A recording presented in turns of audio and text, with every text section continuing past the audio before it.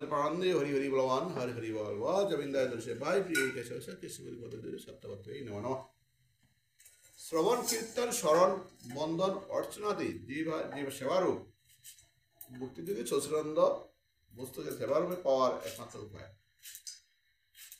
শ্রবণ কীর্তন হরিনাম কীর্তন বরিনাম শ্রবণ করা এবং ভগবান যখন বলবেন একসঙ্গে বসে আসেন ভগবানকে মনে মনে স্মরণ করবেন আর বন্দন তারা মানে তাকে বন্দনা করা অর্চনাদি তার সেবা পূজা করা হ্যাঁ এইসবভাবেই ভক্তিযোগ অর্জিত হয় ভক্তিপতি দেওয়া যায় এই সেবাতেই শশীনন্দ বস্তুর ভোগ এবং এই পরম তত্ত্ব জানিতে পারিয়া শশীনন্দ রসাস্বাদন লিপ্স বিবেকীগণ গাঢ় ভক্তিযুগে শশীনন্দ বস্তুর সেবায় প্রবৃত্ত হন এবং বিগ্রহভাবে শশীনন্দ বস্তুর সাক্ষাৎকার লাভ করিয়া কৃতার্থ হন।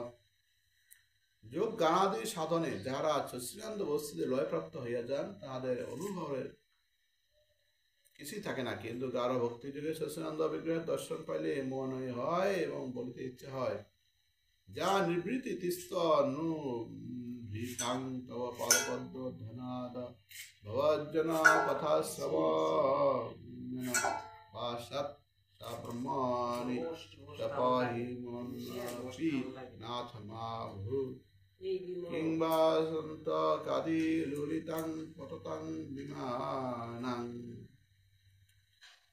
শ্রী ধ্রুব মহাশয় যখন শশীনন্দ বিগ্রহ শ্রী নারায়ণের সাক্ষাৎকার লাভ করিয়াছিলেন তখনই সেই দর্শনানন্দে আত্মারা হইয়া তিনি বলিয়াছিলেন, হে নাথ, আপনার পাদপদ্ম ধ্যান এবং পার্শ্বদগণ সহ আপনি যে মধুর লীলা করিয়া থাকেন তার শ্রবণে যে অভূতপূর্ব পরমানন্দে আস্বাদন পাওয়া যায় তাহা আপনার নির্বিশেষ শশীনন্দ স্বরূপ ক্রমে লীন হইয়া পাওয়া যায় না। সর্বদাই স্বর্গাদি সুখের যে আনন্দ তাহার সহিত তুলনা হয় না, তাহা তো বলাই বাহুল্য। তৎসাক্ষাৎকরণাহ্লাদ বিশুদ্ধাভি স্থিতস্ব মে সুখানি গুষ্পদায়সন্তে ব্রহ্মণোপি জগদ্গুরু। ভগবান, আপনার দর্শন আনন্দ সমুদ্রে নিমগ্ন হইয়া আমার মনে হইতেছে যে আনন্দের কাছে ব্রহ্মানন্দ পুষ্পকুণ্ড। মানে ধ্রুবরাজ ভগবান শ্রীকৃষ্ণের ধ্রুবরাজ তখন 5 বছর বয়স, তখন উনি বনে গিয়া তপস্যা করতেন ভগবান বিষ্ণু। তো এই বিষ্ণু আসে যখন দর্শন দিলেন তখন ধর্মরাজে বলছে ধর্মরাজ কি বলো ধর্মরাজ তখন ছায়া রয়েছে কোনো কথা আছে। তখন ভগবান শ্রীকৃষ্ণ ভগবান কি বললো বিষ্ণু আর সাথে সঙ্গ দেওয়া ধর্মরাজের মাথায় স্পর্শ করলো, তখন ধর্মরাজের সব কিছু মনে করলো।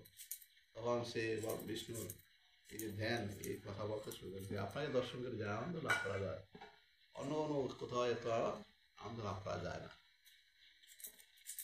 ভগবান বিষ্ণু স্তব্ধতা শুরু করলো। এটা এই যে ধ্রুব মহারাজের এটা অত্যন্ত অলৌকিক কাহিনী। হ্যাঁ, তার মানে হচ্ছে সুনীতি।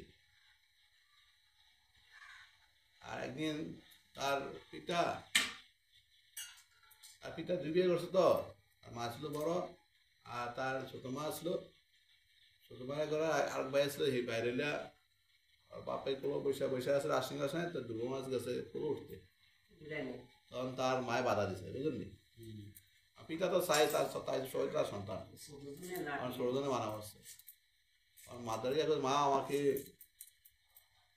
সবাই বলছে যদি বাপের কুলো উঠতে চা তাহলে আমার সন্তানের যেমন লোক আমার সন্তান ইয়া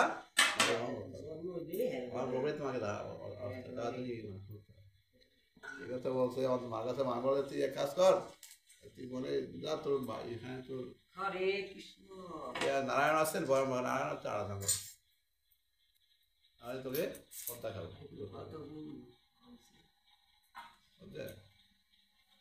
ধ্রুবরাজ 5 বছর বয়সে সেই বনে চলে যায়। দেখেন যে হরির পথে চলে হরি তাকে রক্ষা করে। বনে কত বাঘ ভালুক আসলো না, ভাই মাথা মনে হচ্ছে হ্যাঁ বড় বাঘ তো মনে হচ্ছে আমার পুত্রে শেষ ভাগে হেলেছে মাথা মনে আমার পুত্রে পারবে না। ভগবান নারায়ণ তাকে সর্বদিন রক্ষা করবে। তখন নারদ মুনি এসে দর্শন দিচ্ছে। নারদ মুনি কইছে তুই ছোট ছেলে বাড়িতে চলে যাও না, বাইসন বাড়িতে আর যাবো না, এই তো শুনে। নারদ মুনি তাকে এই দীক্ষা দান করে প্রথম, ঠিক আছে ওখানে যাও, এর স্নান করে আসা, ওখানে দীক্ষা দিই। আর দীক্ষা ছাড়া তো আর নাম হবে না। এই জন্য বলছেন নারদ মুনি ভগবান পাঠাইছে, তুমি নারদ তুমি যাও, আমার ভক্ত প্রহ্লাদ উনি মনে আছে, তুমি তাকে দীক্ষা দিয়ে আসো। আর দীক্ষা না দিলে আমি তার কাছে যেতে পারি না, বুঝলেন? কারণ কার কাছে আসে? যে দীক্ষা পায় তার কাছে আসে, যে দীক্ষা পায় না তার কাছে ভগবান আসে না। এই বলছেন নারদ মুনি একবার তুমি আগে যাও, আমার ভক্তকে তুমি দীক্ষা দান করো, বুঝলেন?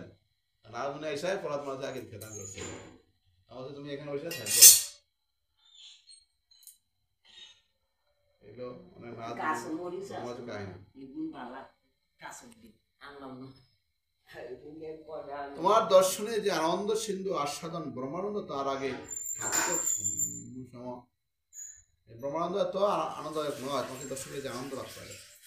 বহির্মুখ জীবগণ সচ্চিদানন্দ অবস্থায় বলিয়া নানাবিধ বিষয় এবং নানাবিধ দুঃখ মিশ্রিত বিষয়ানন্দ ভোগ করে যুগী জ্ঞানী প্রভৃতি মহানুভবগণ বিষয়ানন্দ ছেড়ে ব্রহ্মানন্দে লীন হয়ে যান।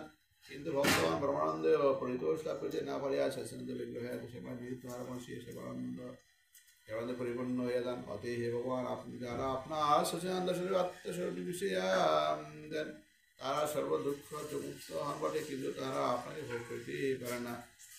ভগবান যারা আপনার সচিদানন্দ স্বরূপে আত্মস্বরূপ বিষয়া দেন, তারা সর্ব দুঃখ মুক্ত হন বটে, কিন্তু তারা আপনাকে ভোগ করতে পারে না।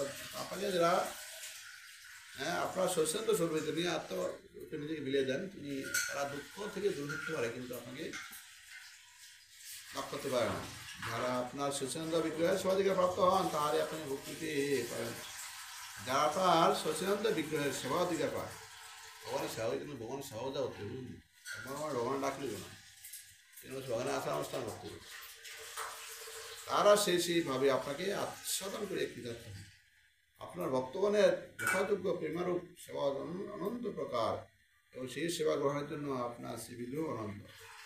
এক মেয়ে দ্বিতীয়াং প্রভৃতি স্মৃতিব্যক্তি আপনার একত্র সুপ্রসিদ্ধি থাকিলেও এক হপি সম বহুধা যুগ বিভাতি প্রভৃতি স্মৃতিব্যক্তি জানা যায় যে আপনার এই শ্রীবিগ্রহ নানাবিধ সেবা বাসনাযুক্ত ভক্তগণের বাসনারূপ সেবা গ্রহণের জন্য অনন্ত প্রকাশ। আপনার এই বিগ্রহ ভক্তগণের সেবা পাওয়ার জন্য অনন্ত হয়ে প্রকাশিত হয়েছে। আপনার এই বিগ্রহ বলছে আমি আর আমার বিগ্রহে কোনো তফাৎ নাই, যে আমি সে আমার বিগ্রহ, আমার বিগ্রহের সেবা করা, আমার সেবা দেওয়া যায়। শ্রীমদ্ ভাগবত কথা অমৃত